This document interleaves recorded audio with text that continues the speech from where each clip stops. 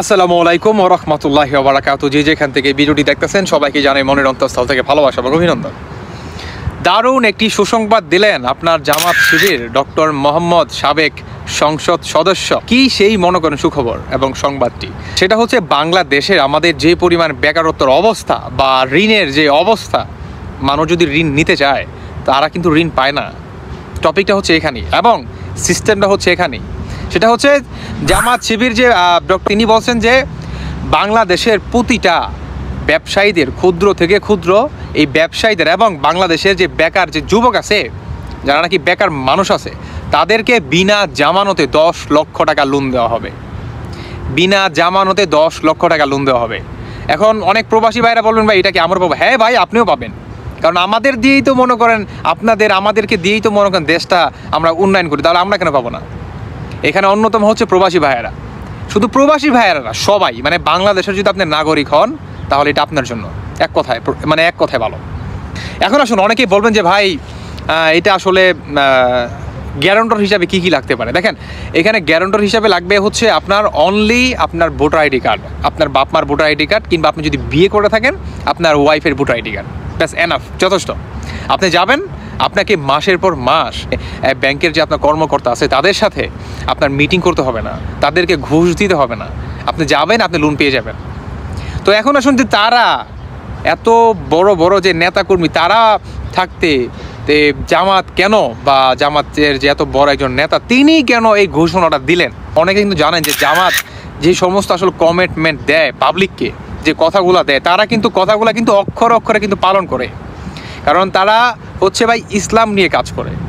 তো আমরাও মুসলমান হিসাবে বিশ্বাস করি, যারা নাকি মানে প্রকৃত আসলে ইমানদার, তারা কখনো বেঈমানি করে না, তাই না? আর সর্বশেষ একটা কথা হচ্ছে, মানুষ মাত্র ভুল হতেই পারে। যাই হোক, এখন বলেন, তারা নির্বাচনের আগে যদি এই লোন মনে করেন দেওয়া শুরু করে দেয় বিনা জামানতে 10 লক্ষ টাকা, তাহলে আপনি ভাবেন বিএনপির মনে করেন পুরা কপাল।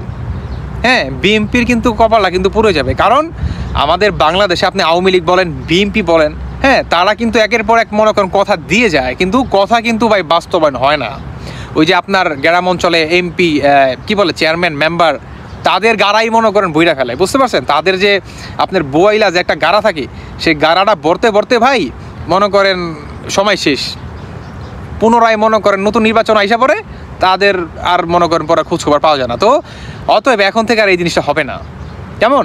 আপনি বিনা জামানতে যদি 10 লক্ষ টাকা লোন পান, তাহলে আপনি ভোটটা কাকে দিবেন বলেন?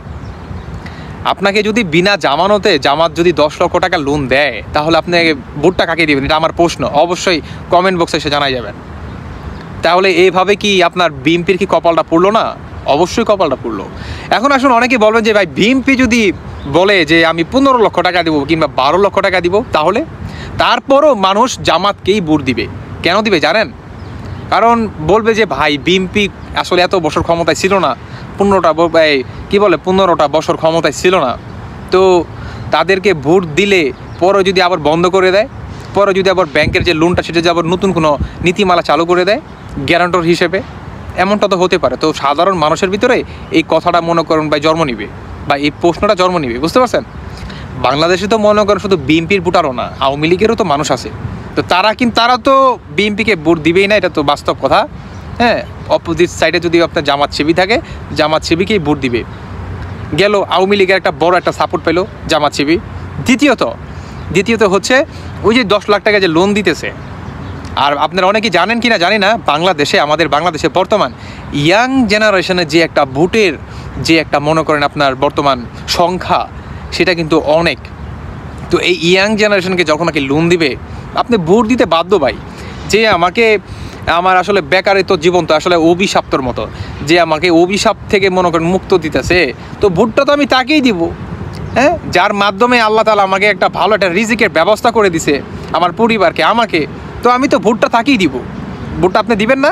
আপনি বিএনপি হয়ে থাকলেও আপনি ভোটটা দিবেন।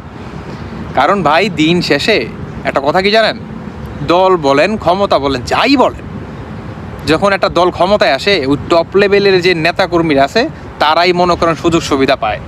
হ্যাঁ, সাধারণ জনগণ বা ওই যে ছোটোখাটো মনে করেন আপনার এই যে নেতা পেতা, হেরা ওইরকম সুযোগ সুবিধা পায় না। এটা বুঝতে হবে আপনাকে। তাই পাবলিক বর্তমানে আর বোকা চৌধুরী না, বুঝতে পারছেন? দেখা যাক আমার তো মনে হয় যে বিএনপির কপালটা পড়ছে।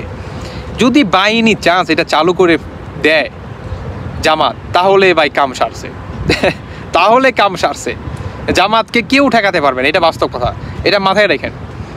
জামাত হবে অন্যতম দল, বাংলাদেশে একটা ফেভারিট দল হবে, এটা মাথায় রেখেন। আর অবশ্যই আপনাদের ব্যক্তিগত মতামতটি আপনারা কমেন্ট বক্সে এসে জানাই যাবেন। ধন্যবাদ সবাইকে, আল্লাহ হাফেজ, আসসালামু আলাইকুম।